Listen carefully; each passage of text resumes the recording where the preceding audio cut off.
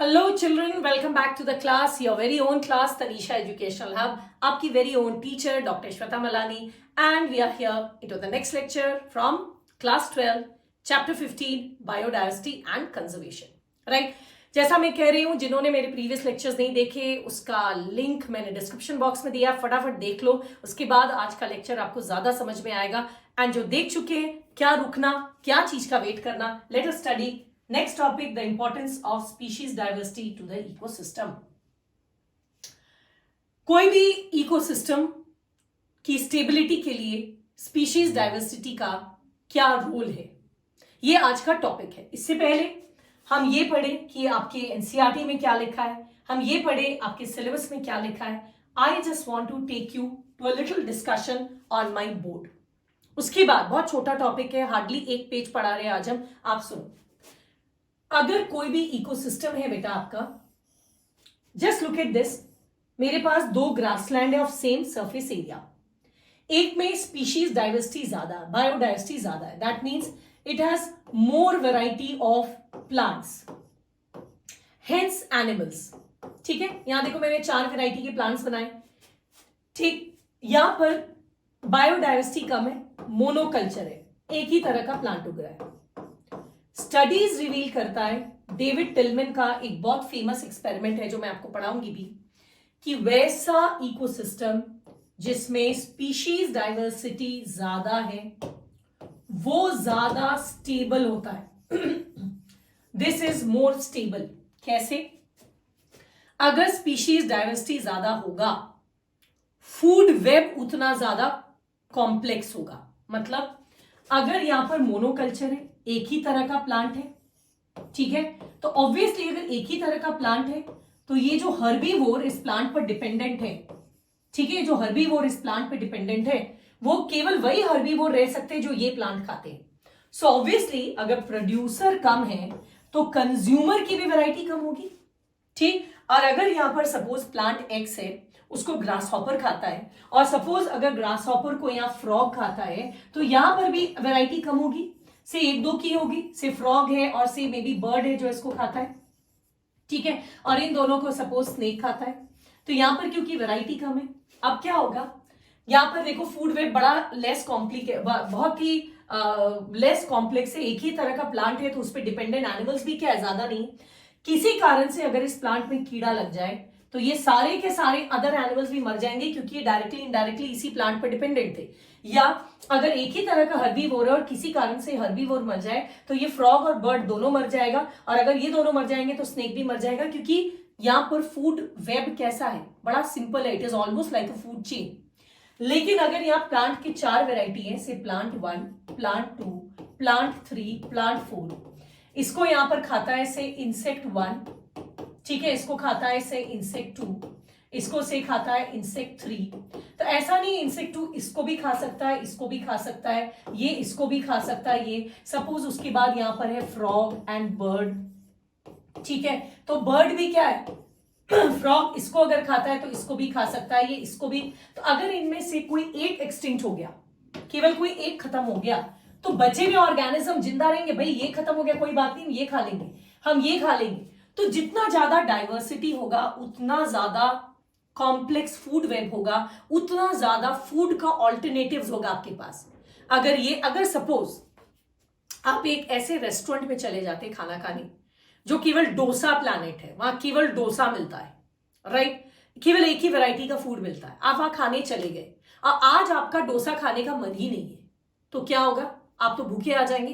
पर अगर आप ऐसे रेस्टोरेंट में जाते हैं जहां साउथ इंडियन भी मिलता है, चाइनीज भी मिलता है, नॉर्थ इंडियन भी मिलता है, थाई डिश भी, जितना ज्यादा वैरायटी होगा उतना ज्यादा आपके मूड को केटर कर पाएगा, उतना ज्यादा प्रोबेबिलिटी है कि आप वहां गुस्से में जाए, खुशी में जाए, फ्रेंड के साथ जाए, फैमिली के साथ जाए, हर मूड के लिए आपके पास कुछ खाने को है, तो आप हमेशा भर पेट एंड खुशी वापस खुश खुश लौटेंगे. वैसे अगर किसी इकोसिस्टम में कोई डोसा प्लाजा है जहां एक ही तरह का मिलता है dosa, that's good. When I am in a mood to have dosa, oh great, केवल डोसे की वैरायटी है, जो मन खा लो. But this is for only a narrow mood.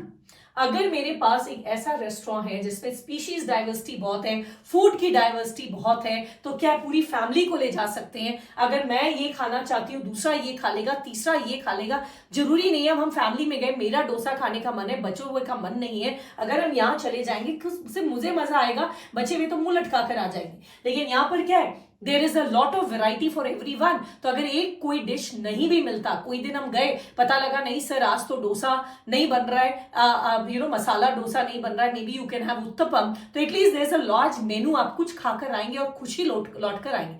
I hope you got my point. हाँ, मैं इतना ज्यादा ब्रैग कर रही हूँ, I hope you just got my point. अगर आ गया तो बात खत्म यही हुई कि वैसा इकोसिस्टम जिसमें डाइवर्सिटी ज्यादा होती है, वो हर सीजनल वेरिएशन के बावजूद स्टेबल होता है। और आपको मालूम है स्टेबिलिटी का मतलब क्या होता है? हम अभी आपको बताएंगे। 3 पैरामीटर्स है। किसी भी इकोसिस्टम को स्टेबल बोलने के लिए 3 कंडीशंस फुलफिल होने चाहिए। उसमें से एक इंपॉर्टेंट क्या है बता दूं, बचा हुआ तो पढ़ाएंगे, पीपीटी दिखाएंगे तो बता देंगे। वन इज जिसका productivity is stable almost season two season. Productivity season two season very नहीं करता है। ऐसा नहीं है कि इस साल से 2020 में इसका यील्ड था 10 क्विंटल एंड 2021 में ये हो गया 2 क्विंटल एंड 2022 में हो गया 20 क्विंटल। नो, इसका जो आउटपुट है, productivity, it should be same, यानी कि साल दर साल लगभग 10 क्विंटल इसका प्रोड्यूस हो जाता है। That is called a stable ecosystem, not one which is fluctuating. Got it? So जो इकोसिस्टम में जितना ज्यादा स्पीशीज डाइवर्सिटी होगा, उतना कॉम्प्लेक्स फूड वेब रहता है, उतना सर्वाइवल के चांसेस बेटर रहते हैं, उतना एबायोटिक स्ट्रेस को कोप अप करने की प्रोबेबिलिटी ज्यादा होती है। एबायोटिक स्ट्रेस मतलब आज अगर डोसा नहीं भी बना तो कम से कम चलो कुछ और है, आज आइसक्रीम खा लेते हैं, आइसक्रीम का भी मूड था, राइट? वैसे ही अगर ये ऑर्गेनिज्म मर भी गया तो क्या है, बचे हुए फिर भी सर्वाइव करते रहेंगे। दैट मीन्स स्ट्रेस से कोप अप करने की इसमें कैपेसिटी ज्यादा होती है, जिसकी वजह से ईयर दर ईयर इसका यील्ड लगभग सेम जैसा होता है। जब ये समझ गए, वापस आ जाओ। इकोलॉजिस्ट बिलीव दैट वैसे कम्युनिटी जिसमें ज्यादा स्पीशीज पाए जाते हैं, they are more stable than those which have less species. Stable community के क्या पैरामीटर्स है? आप कब किसी भी कम्युनिटी को स्टेबल होने का दर्जा देते हैं? ठीक है, जब वो इन 3 कंडीशंस को फुलफिल करता है। This can come as a 3 mark question. I still remember 1 year in my teaching experience, I am working as a teacher. मैंने कहा था कि स्टेबिलिटी के 3 पैरामीटर्स दीजिए। You not believe, most of the students they did not know it. NCERT को thoroughly पढ़ते नहीं है, ठीक? कभी कभी तो टीचर्स भी गड़बड़ा जाते हैं, उनको भी नहीं पता होता ये क्वेश्चन कहां से सेट हो गया। एनसीईआरटी को गौर से पढ़िए, आपको पॉइंट्स मिल जाएंगे। Now come here, a stable community के 3 एट्रीब्यूट्स होते हैं, इससे 3 मार्क का एनसीईआरटी से बेटा। First, it should not have too much variation in the year to year productivity, जो भी मैंने कहा था। ऐसा नहीं year to year productivity very कर रहा है, कोई साल 10 क्विंटल, कोई साल 12, कोई साल 18, कोई साल 2, कोई साल 6, ऐसा नहीं होना चाहिए। स्टेबल मीन्स इतना कॉम्प्लेक्स है कि एक आध के आने जाने से भी संभाल लेता है, ओवरऑल प्रोडक्टिविटी पर ज्यादा असर नहीं होता। इट मस्ट बी रेजिस्टेंट और रिसाइलिएंट टू सीजनल डिस्टर्बेंस। ऐसा नहीं है कि समर्स में प्रोडक्टिविटी बहुत ज्यादा है और विंटर्स में बहुत कम है, सीजनल चेंजेस को भी जो बर्दाश्त कर सके। Third, it must be resistant to alien species invasion. जब कोई एलियन स्पीशीज इन्वेड करता है, होता क्या है, इस पॉइंट को समझ लो। आपको ऐसे भी आगे जाकर इस चैप्टर में पढ़ना है। से ये मेरा पॉन्ड है, पिछले चैप्टर से मैं समझा रही हूं, आपको याद है? यहां ये इसका इंडिजिनस फिश है। इंडिजिनस फिश को मैंने रेड कलर से दिखाया है। मैंने यहां पर एक एलियन फिश डाल दिया बाहर से, एक्सोटिक स्पीशीज, एक्सोटिक जो इस एरिया का नहीं था उसको डाल दिया। तो आपको पता है इसके नेचुरल प्रीडेटर नहीं है। अगर इसका नेचुरल प्रीडेटर नहीं है तो ऑब्वियसली ये क्या करेगा, ये ज्यादा रिप्रोड्यूस करेगा as compare to my indigenous. ये मेरे इंडिजिनस पर हावी हो जाएगा। मेरे इंडिजिनस को अब 2 जगह से प्रेशर है। पहला, ठीक, ये इसके साथ रिसोर्सेस कंपीट कर रहा है, यानी कि फूड। एंड सेकेंड, इसका तो प्रीडेटर है ना, इसका तो अपना प्रीडेटर है क्योंकि ये तो अपने नेचुरल हैबिटेट पे है। तो फूड एंड प्रीडेटर के सामने कभी कभी स्पीशीज घुटने टेक देते हैं और इंडिजिनस स्पीशीज एक्सटिंक्ट हो जाता है इन प्रेजेंस ऑफ एक्सोटिक। ये खत्म हो जाएगा, ये कंपटीशन बर्दाश्त नहीं कर पाएगा, सारा खाना ये खा जा रहा है, बेचारा बचे हुए को इनके प्रीडेटर्स खा जा रहे हैं, नॉर्मली ये एक्सटिंक्ट हो जाते हैं। बट एक स्टेबल कम्युनिटी वो कम्युनिटी है जो इस तरह का एलियन स्पीशीज यानी कि एक्सोटिक स्पीशीज के इन्वेजन से भी अपने आप को उभार कर अपनी प्रोडक्टिविटी मेंटेन करते हैं। Got it? So these are the 3 points, याद रहेगा। स्टेबल कम्युनिटी वो है जिसका year to year productivity constant रहता है, रेजिस्टेंट या रिसाइलिएंट होता है to seasonal disturbance, and alien species invasion से भी रेजिस्टेंट होता है। Is that clear? क्या सच में स्पीशीज डाइवर्सिटी किसी कम्युनिटी को स्टेबल रखने में मदद करता है? उसके लिए एक बहुत फेमस एक्सपेरिमेंट है डेविड टिलमैन का आउटडोर एक्सपेरिमेंट। आप बस इसको डालना, क्या बोलते हैं इंपॉर्टेंस ऑफ स्पीशीज डाइवर्सिटी, और इमेज में डालना गूगल में, सिर्फ डेविड टिलमैन का पूरा भरा हुआ आपको मिलेगा, ये इमेजेस आपको भरा हुआ मिलेगा। डेविड टिलमैन ने क्या किया, यहां देखो, उन्होंने 2 आइडेंटिकल प्लॉट्स लिए, दोनों प्लॉट आइडेंटिकल है। एक में उन्होंने स्पीशीज डाइवर्सिटी कम रखा, देखो यहां पर dark green and light green colour का ग्रास है, यानी कि यहां स्पीशीज डाइवर्सिटी प्लांट्स के कितने स्पीशीज? ओनली 2। और यहां देखो कितने हैं, 1 2 3 4 5 ऐसे 6 7, यानी कि 2 आइडेंटिकल प्लॉट्स है। प्लॉट आइडेंटिकल है in terms of abiotic factors, ठीक है, आइडेंटिकल है प्लॉट्स इन द सेंस दोनों का एरिया सेम है, ठीक है, एरिया सेम है, सॉइल की फर्टिलिटी सेम है, and other abiotic like water, oxygen, everything is same, only thing that varies is the species diversity. ठीक है, उन्होंने ऐसा किया तो उन्होंने क्या देखा, the plot with more species diversity, ये वाला प्लॉट जिसमें स्पीशीज डाइवर्सिटी ज्यादा थी, इसका it showed less year to year variation in the biomass, इसका प्रोडक्टिविटी में फ्लक्चुएशन लेस था, दिस का प्रोडक्टिविटी भी ज्यादा था और स्टेबल था। प्लॉट विथ इंक्रीज डाइवर्सिटी का प्रोडक्टिविटी भी ज्यादा था, वेरिएशन भी ईयर टू ईयर ज्यादा था। इससे हमें पता लगा species richness and diversity are essential for the survival of ecosystem health, hence the survival of mankind on earth. ठीक है, तो डेविड टिलमैन का ये एक्सपेरिमेंट याद रखना, एक्सपेरिमेंट्स आ सकते हैं। अच्छा, इंपॉर्टेंस ऑफ स्पीशीज डाइवर्सिटी समझाने के लिए स्टैनफोर्ड के इकोलॉजिस्ट पॉल एरिक, ठीक है, EHR, ये एरिक का स्पेलिंग यहाँ गलत मैंने डाल दिया है, ठीक है, अभी हम लोग एनसीईआरटी में देखेंगे, it should be EHRICH, I think ये L नहीं होना चाहिए, फिर भी हम लोग इसको कंफर्म करने के लिए एनसीईआरटी में देख लेंगे। पॉल एरिक का बहुत फेमस एक्सपेरिमेंट है जिसको हम लोग कहते हैं rivet popper hypothesis. Rivet popper hypothesis का मतलब क्या है, पहले सुन लो फिर एक्सपेरिमेंट को देखेंगे। उन्होंने इकोसिस्टम की स्टेबिलिटी को एक एरोप्लेन के rivets, these are rivets, screws को रिवेट्स के कहते हैं, से कंपेयर करके बताया। ठीक है, उन्होंने इकोसिस्टम को एयरप्लेन से, और इस एयरप्लेन में जितने रिवेट्स हैं, स्क्रूज हैं, वैरायटी ऑफ स्क्रूज लगते हैं एक एयरप्लेन को कसने के लिए, बनाने के लिए, एक जैसा नहीं है, you can see so many variety. Similarly जिस तरह से एक एयरप्लेन को बनाए रखने के लिए, स्टेबल रखने के लिए हम बहुत सारे वैरायटी ऑफ रिवेट्स का इस्तेमाल करते हैं, ठीक है, वैसे ही एक इकोसिस्टम को स्टेबल रखने के लिए रिवेट्स के जगह हम यहां ले रहे हैं बहुत तरह के स्पीशीज होते हैं जो उस इकोसिस्टम को स्टेबल रखते हैं। उन्होंने इस एरोप्लेन से एक्चुअली इकोसिस्टम को कंपेयर किया, उन्होंने एरोप्लेन को इकोसिस्टम से कंपेयर किया और रिवेट्स को स्पीशीज से किया। उन्होंने कहा एक एरोप्लेन है, उसमें वैरायटी ऑफ रिवेट्स अलग अलग पार्ट्स में लगते हैं, ठीक है, जो उस एरोप्लेन को स्टेबल रखता है।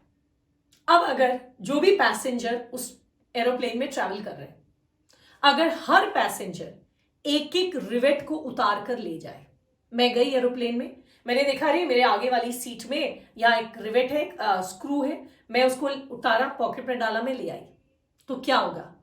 इनिशियली एक आध स्क्रू के हटाने से बहुत ज्यादा पता नहीं लगेगा, थोड़ा सा सीट डिसबैलेंस हुआ पता नहीं, दूसरे आदमी ने एक और ले लिया और डिसबैलेंस।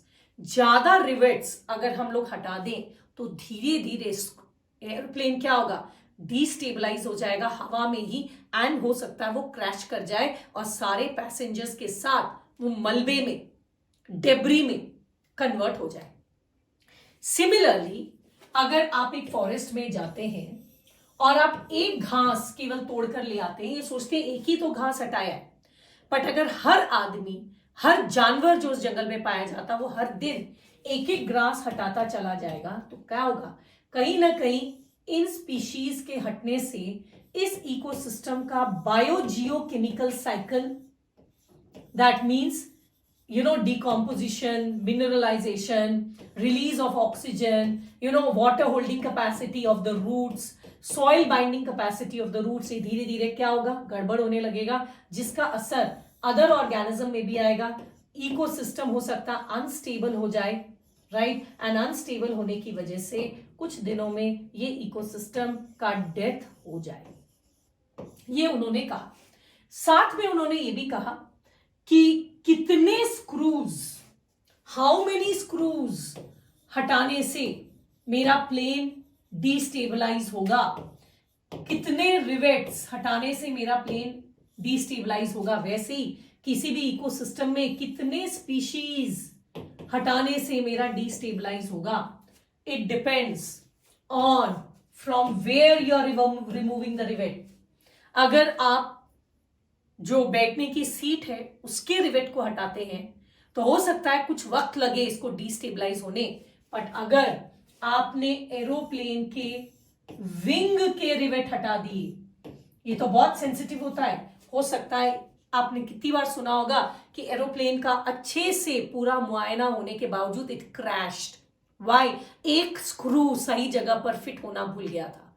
तो अगर वो विंग का है तो एक भी हटने से क्रैश कर सकता है। सिमिलरली अगर आप एक इकोसिस्टम से ग्रास हटा रहे तो maybe it will take time, but अगर आपने अब ट्री लाइक बैनियन ट्री को उखाड़ दिया तो आपको पता है बैनियन ट्री का water absorption capacity, resource utilisation, इस पे एनिमल्स की डिपेंडेंसी, इसमें स्नेक्स भी पाए जाते हैं, इसमें मंकी भी पाया जाता है, इसमें बर्ड भी पाया जाता है, राइट? इसमें स्क्विरल्स भी पाए जाते हैं, सो ऑन।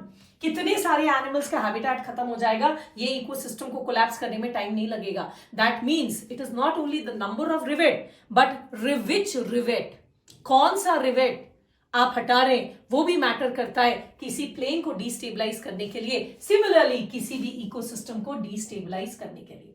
ठीक, तो स्टैनफोर्ड के इकोलॉजिस्ट पॉल एरिक ने रिवेट पॉप मतलब एयरप्लेन से पॉप आउट कर रहे हैं, निकाल ले रहे हैं, हाइपोथेसिस दिया था। और मैं एक बात बता दूं, ये जो पॉल एरिक है जिन्होंने ये जिस पर ये रिवेट पॉपर हाइपोथेसिस जिन्होंने दिया था, मैं उनकी एक आपको खास बात बता दूं कि ये स्टैनफोर्ड की इकोलॉजिस्ट है। मैं एक बार एक क्वेश्चन मैंने सेट किया, ये स्कूल में काफी बार आएगा, right? What is rivet popper hypothesis, who gave it? And imagine बच्चे क्या लिख रहे हैं, याद तो करते नहीं साइंटिस्ट का नाम, क्या लिख रहे? कोई लिख रहा है मिस्टर पॉल, अरे तुम्हारा कोई बचपन का दोस्त है, आप लिख रहे हो मिस्टर पॉल। हाँ, कोई लिख रहा है मिस्टर एरिक, नाम तो याद करते नहीं हो पूरा, लगता मार्क्स कैसे भी आ जाए। So please don't do that, पूरा नाम याद कर लेना, मेरे ही कहने का मतलब था। उन्होंने कहा if every passenger starts popping up a rivet and taking it home, exactly ऐसे ही लिखना। अब एरोप्लेन में अगर वो पैसेंजर है, ठीक है, तो इकोसिस्टम के टर्म्स में, क्योंकि देखो यहां पर उन्होंने क्या कहा, इन एन एरोप्लेन ब्रैकेट में ecosystem all parts are joined by rivets, तो इकोसिस्टम में उसका इक्विवेलेंट वर्ड क्या है? स्पीशीज। दोनों को साथ साथ लेकर वो चल रहे हैं। If every passenger starts taking rivet home, that means this will cause the species to get extinct. It may not affect flight safety, that means the functioning of the ecosystem initially. But जैसे जैसे ज्यादा rivets आप हटाएंगे, plane dangerously weak हो जाएगा over a period of time. Furthermore, आप कौन सा rivet हटाते हैं वो भी बहुत इंपॉर्टेंट है। Loss of rivets on the wings, ठीक है, ऐसे स्पीशीज को कहते हैं की स्पीशीज, ये भी मेडिकल में आ सकता है। What are key species? दो स्पीशीज जो अकेले एक बाहुबली का काम करते हैं, हजारों के बराबर हैं, वो वैसे स्पीशीज जो अकेले काफी हद तक इकोसिस्टम की स्टेबिलिटी को रेगुलेट करते हैं, जैसे किसी भी देश का प्रधानमंत्री, उसका एक डेथ 1000 आम आदमी के डेथ से बहुत ज्यादा है, क्योंकि वर्ल्ड ओवर लोगों की नजर आ जाएगी कि ये कंट्री अनस्टेबल हो गया, लोग अटैक करेंगे, राइट। तो वैसे स्पीशीज इकोसिस्टम में उसको कहते हैं की species that drives the major ecosystem, obviously more than a serious threat to fight safety than loss of few rivets. अकेले इसके हटने से ज्यादा serious threat होगा than loss of few rivets on the seats or the windows inside the plane. अगर आप seat या window का हटाते हैं, उतना बहुत सारा हटाने से भी उतना नुकसान नहीं होगा जितना एक को वहां हटाने से। सिमिलरली एक इकोसिस्टम में बहुत सारे ग्रास को हटाने से शायद उतना प्रॉब्लम नहीं होगा जितना एक अगर आप हटा देते हैं। कहां से बेटा?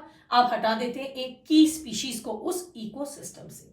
सो the rivet hypothesis, popper hypothesis finally concludes that more the species diversity in an ecosystem, the more stable it is, right? So with those words, the importance of species diversity has come to an end, and it is time that we see the NCERT. NCERT में क्या है, right? So NCERT में page 262 खोल लो बेटा, वहां देखो लिखा है, does the number of species really matter? This has been a question to many ecologists. ठीक, for decades they believe that communities with more species generally tend to be more stable. Then exactly what do you mean by stability, right? So a stable community should not show much variation in productivity from year to year. Second, resistant or resilient to occasional disturbance, and it must be resistant to invasion by alien species, right?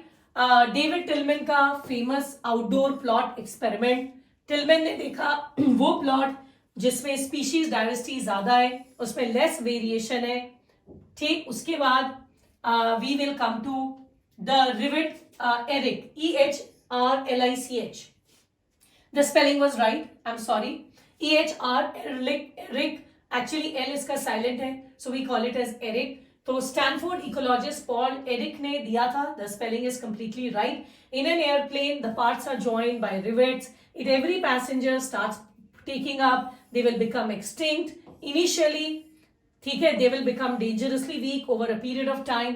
The loss of rivet from the wings, that is the key species, में आपका loss ज्यादा होगा, right?